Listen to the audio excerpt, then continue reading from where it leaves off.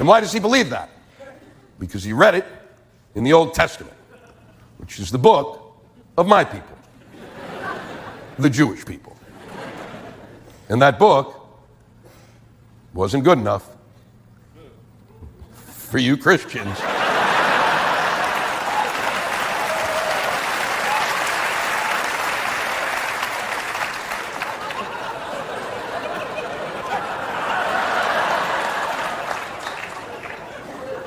Was it? You went, no, we've got a better book with a better character. You're going to love him. And you called your book new and said our book was old.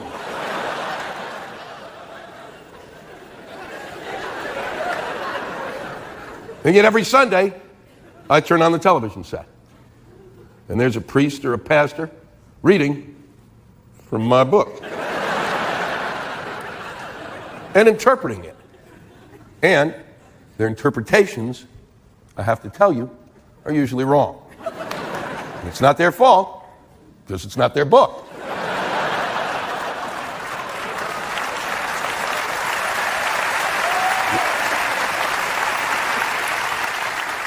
You never see a rabbi on TV interpreting the New Testament, do you?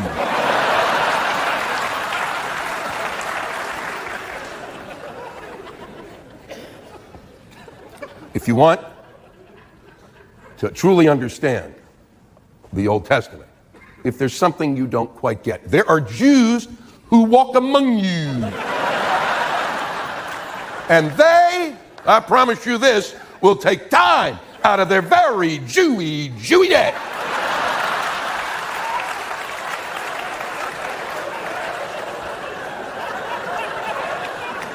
and interpret for you anything that you're having trouble understanding, and we will do that if, of course, the price is right.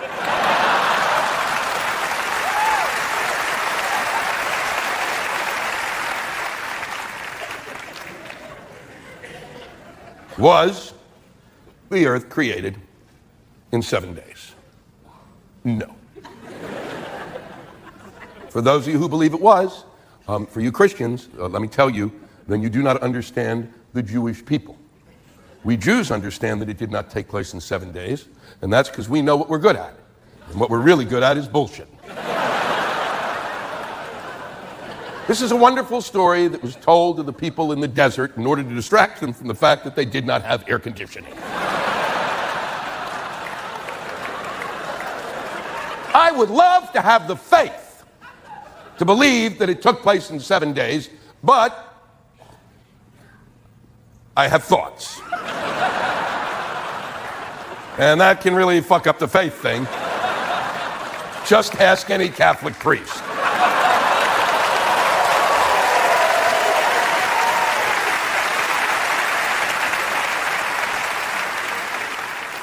And then there are fossils.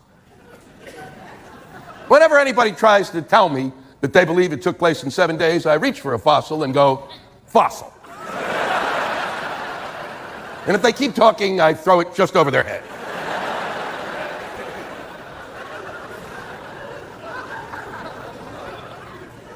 There are people who believe that dinosaurs and men lived together, that they roamed the earth at the same time. There are museums that children go to in which they build dioramas to show them this. And what this is, purely and simply, is a clinical psychotic reaction. They are crazy. They are stone cold fuck nuts. I can't be kind about this because these people are watching the Flintstones as if it were a documentary.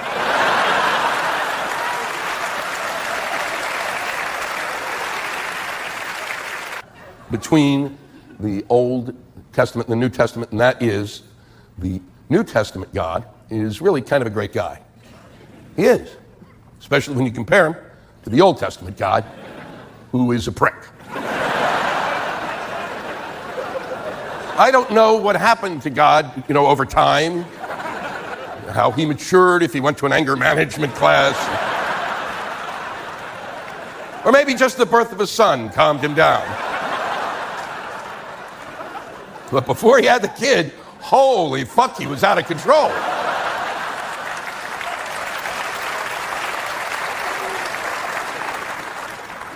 All you gotta do is read the Old Testament. It's unbelievable. Look at Abraham, the first man to have faith in one God. And what does God do? Hey, Abraham, come here. Come here. Bring your kids. Let's barbecue them. Moses spends his life, crosses the desert with them, 40 years devoting to his people to get them out of Egypt, across the desert to the promised land. And God goes, hey, Mo, you're not getting in. Kiss my ass.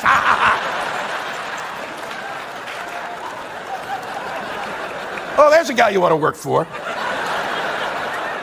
The reason that the Old Testament God is a prick was because the Old Testament is designed as a book to get the Jews to straighten up and fucking fly right. Because they were out of control. They were 10 hairs away from being baboons.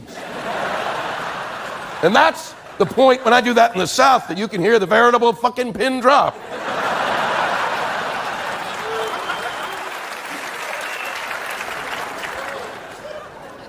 Figure it out, okay? You watch Jerry Springer. That's what we're like now. Imagine what they were like then. They needed rules.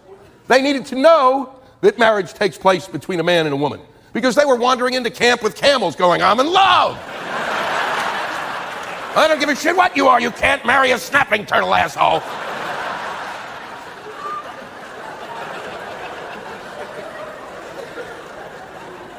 But it's not good enough for our president that it's written in the Bible.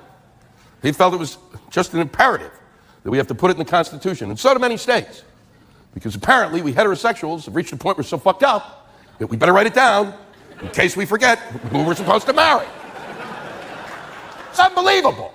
It's in the book already. What, do you need to print it? Are you crazy?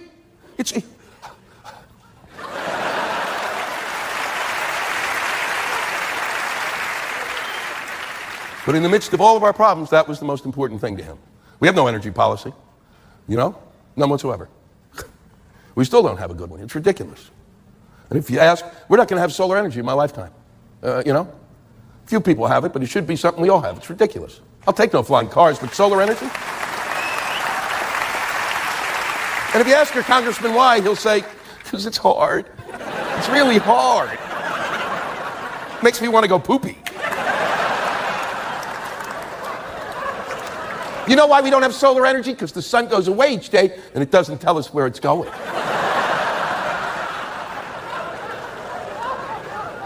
We've got an educational system that's in the shitter. I did, though, have a breakthrough. About 6 months ago, I was home alone watching the president speak on television. So it was just really the two of us. And as I listened to him, I realized that one of us was nuts.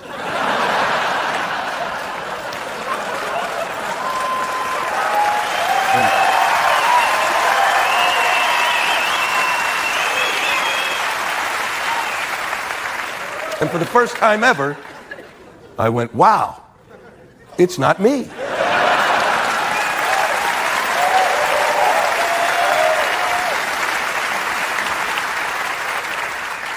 Now, I'm sure that some Republicans out there went, whoa, you've stepped over the line there, Mr. Black. You're going too far. Nuts? Well, look, it's not that I'm saying that Kerry would have been any better. I mean, let's face it. When you went into that voting booth, you had a choice between two bowls of shit.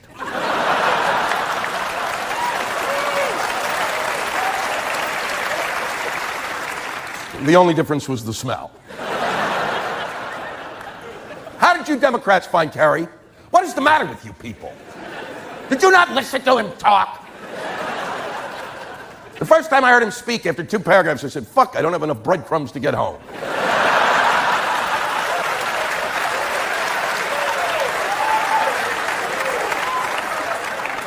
The fact of the matter is, for the Democrats not to be able to find somebody who could have defeated George Bush is beyond belief. It's stunning.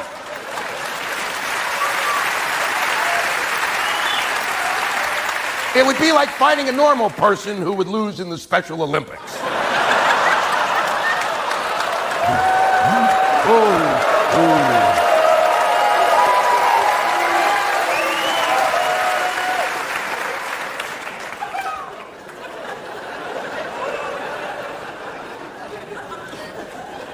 Here's why I think there's something a little odd with George. Because a lot of the times when he speaks,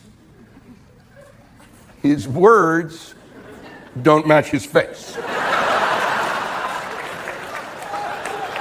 Something is askew.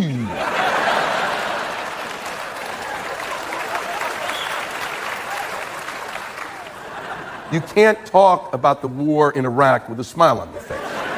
He does it constantly. You have to, if you're the president, you have to say, we're going to talk about the war, I must have a frowny face. The only time you can have a smile when you're talking about the war in Iraq is when you go, well, two Iraqis walked into a bar.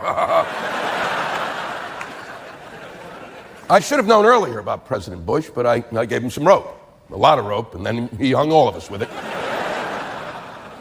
I should have known it when I heard him say, when it comes to evolution, the jury's still out. What jury where? The Scopes trial is over. I never thought that during the course of my life that a president would be elected who didn't believe in evolution, or at least kind of in the ballpark of it, or thought maybe it's got some merit. But no, he believes that the Earth